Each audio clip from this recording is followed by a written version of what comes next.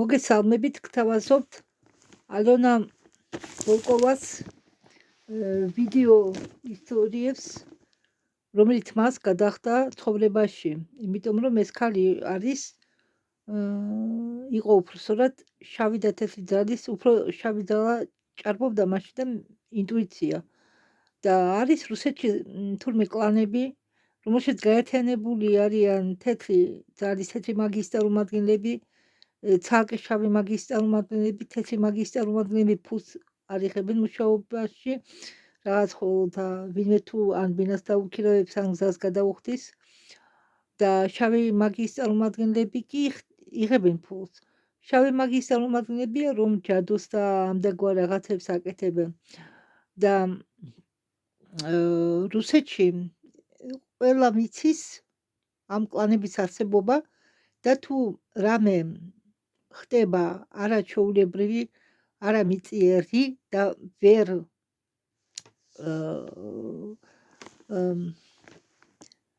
არ ყვევენ თუ რა შეა საქმე, მაშინ იწვევენ ამათ. არა, ესენი კუდიანები არ არიან, კუდიანები სხვა, ესენი არიან მაგები, მაგრამ ეგენი არა, ესენი არ ვკითხაობენ, ესენი ექსტრასენსები არ არიან, ეგ სულ სხვა ხალხია, სხვა პარტია, სხვა ენერგია. ამ ქალმა მიატოვა თავისი საქმიანობა და პროტესტანტულ წმენას შეუერთდა. გახდა მორწმუნე, რელიგიური ადამიანი.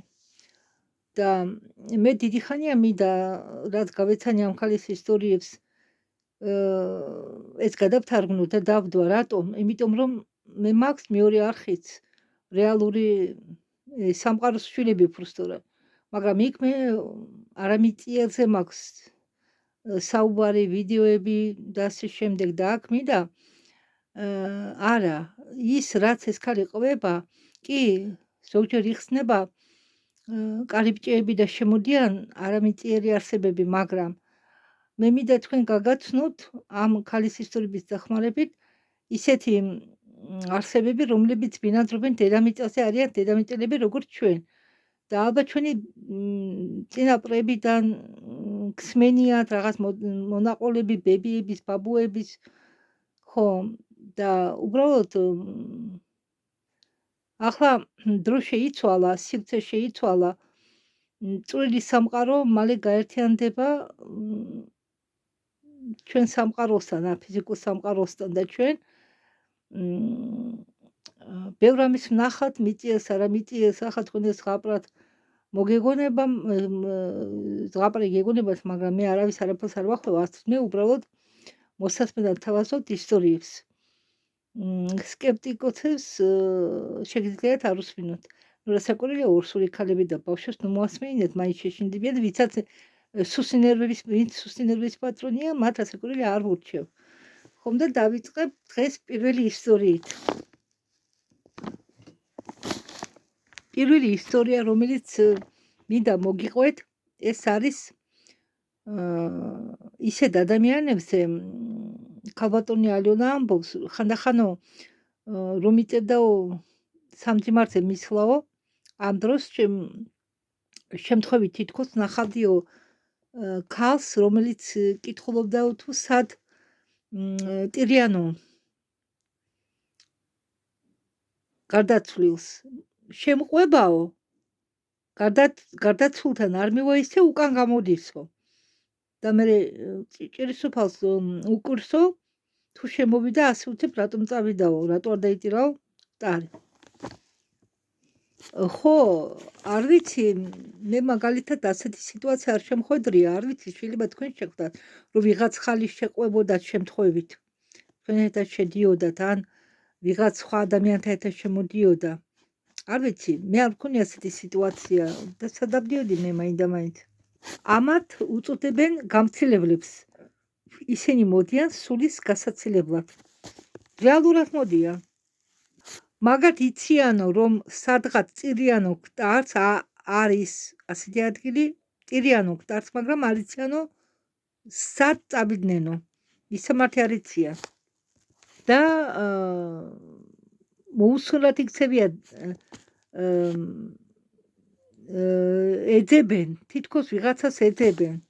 მაგალითათო მე მამა რომ გარდამეცვალო, ის ეხლა არისო გვტრებს მარხავენო სარიტუალო დარბაზებიდან, ზოგჯერ ეკლესიიდან.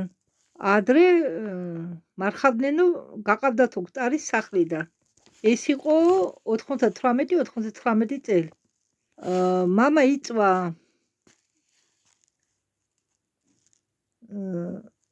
სასახლეში ჭურჭელი, სადაც გვტრებს აწვენენ, ზალაში მოვიდაო მისი მეგობარი, კარები ყოველთვის ღია იყო, მისი მეგობარიო გენადიო მოვიდაო ვიღაც ქალთან ერთად.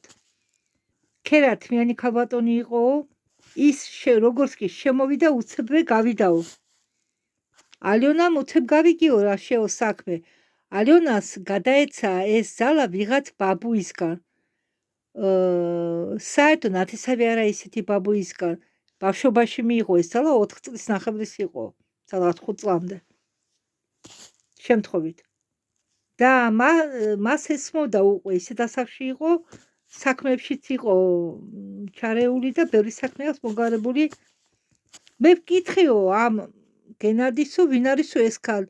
არ ვიციო, მიპასუხაო, უბრალოდ ეძებდაო მისამართს სად აცილებენო გვტარს. საწესო გვტარი. მათი გაგდება არ შეიძლება, მაგრამ ისინი მაინც არ ჩერდებიანო დიდხანს, როგორც შემოდიან, უცებრე გადიანო. ისინი უყურებენო, შეხედავენო გვტარს და უცებ გადიანო. მათ ისეთი მზერა აქვთო, თითქოს არცად არ იყურებიანო, საცხე იყურებიან, მაგრამ მიზანშეტონილად სადმე რომ კონცენტრირება მოახდინონ ერთ წერტილზე არა, უბრალოდ სადღაც შეხედავენ და უცებრე გამოვლიანო. აგრეთვე შეხვდი კიდე მეორე თუ მასეთ გამცილებლებს მე გარდამეცვალაო მეზობელი.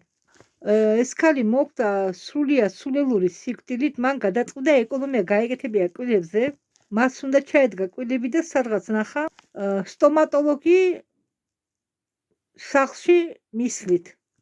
და სტომატოლოგმა ინფექცია შეუტანა პაციენტს. დაამხელს დაემართა ქრონიკული სეფსისი. ეს ქალი იწონიდა 90 კილომდე.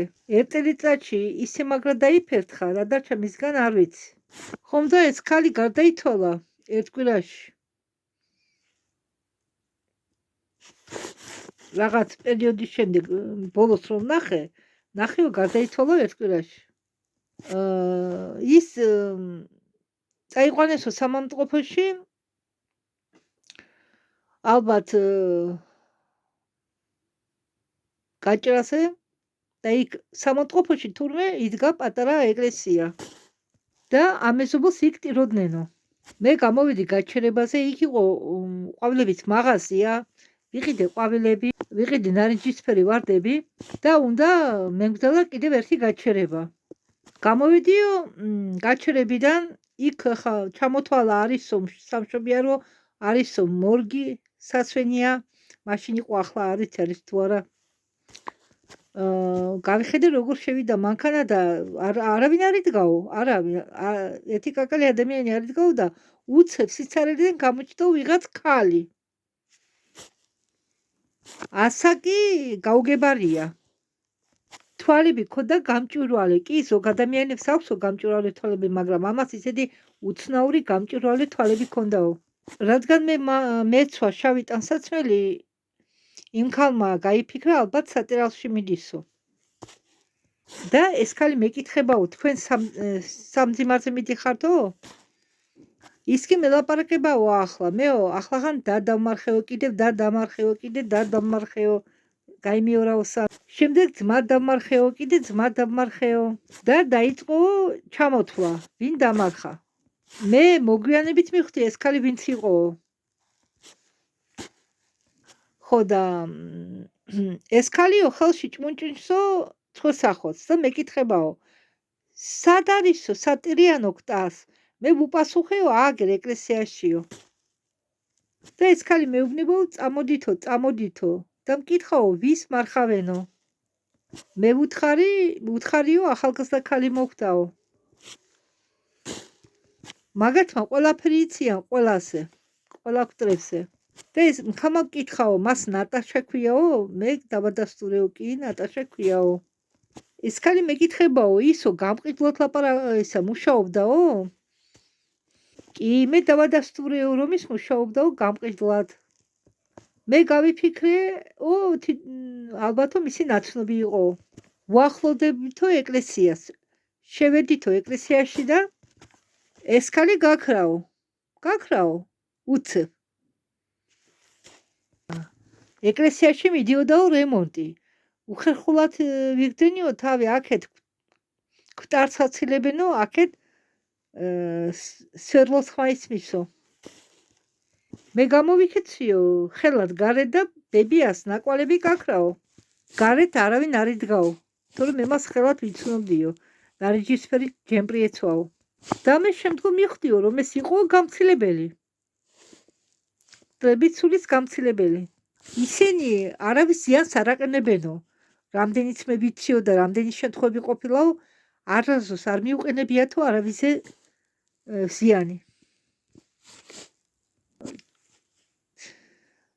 ცუდი არისო, თუ ისინი არ მოვლიანო. მაშინ ცუდი არისო. თუ გამცილებელი არ მოაკითხავსო სულს, ამბობენ რომ კვტრის სული ვერ ისვენებსო, ვერ პოულობსო მოსვენებას, ადგილს ვერ პოულობსო. ახლა ერთ ისტორიას მოგიყვებითო, თემიდან გადამუხვევო ცოტა. ჩვენთან სადარბაზოში დასახდენო ერთი ახალგაზრდა კაცი და ბაბუა. ეს ახალგაზრდა იყო ძალიან კომუნიკაბელური და მისი ბაბუა გარდაიცვალა ერთჩვენიერ დღესო. და ეს ბიჭი ყვებაო.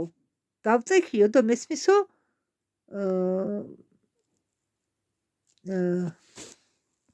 შემოსასვლელში ფეხების ხმა. ტუალეტში სინათლე ინთებაო. მესმისო როგორ გავიდაო ტუალეტში. წყალი ჩამოირეცხაო. ერთ დღეს ბაბუა დაჯდა ლოგინზე, კვტარი ბაბუის სული დაჯდა ლოგინზე. შვილიშვილის. და ბოლოს ბიჭი აიძულეს, ბიჭმა დაიწყო დასუსტება. ტონაში იკლებდა და მაინც აიძულეს ეს ბიჭი, რომ ხდელი მოეყვანათ ბინაში.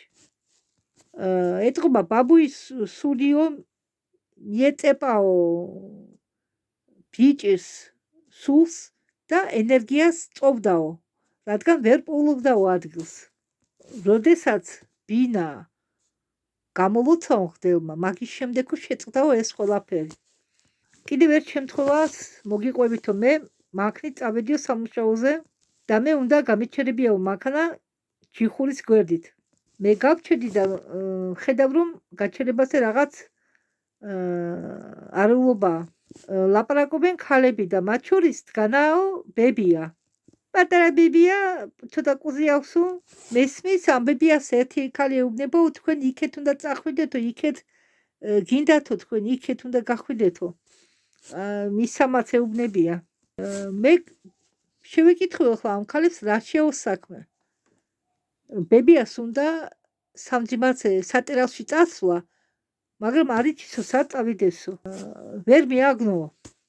მე ვკითხიო ამ ბებიას, თქვენ სად მიდიხართო, საით უნდა წახვიდეთო. ეს ბებია ამბობსო, დაუნდა დავასაფლავო და ერთი ქალი მეუბნებაო, თქვენ ხო მანქნით ხართო და ეს ბებია წაიყვანეთო. მე ხელად მივხვდიო ეს და გავიფიქრეო, რომ ეს ქალბატონი არის გამცილებელიო. გავიფიქრეო ხელად. უარისხვა არ შეიძლება. არ ვიცი რა სასჯელია მოსალოდნელი იმის გამო რომ გამცილებელს ვარც ეტყვი. მანქნით კი 2 წუთის სავალია. ჩვენ წავედით ჩვენი მანქნით. ჩვენ ჯერ წავედით საქალაქო სამავტყოფოში, იქ არავის მარხავდნენ. მივახლოვდით სასტრაფოს მორგს, სასვენიას, მივახლოვდით სარიტუალო დარბაზს. იქ დგას ჭურჭელი კვტრის, ჭურჭელი ასვენიაში და ყველა იშდა და იყო დუმილიო.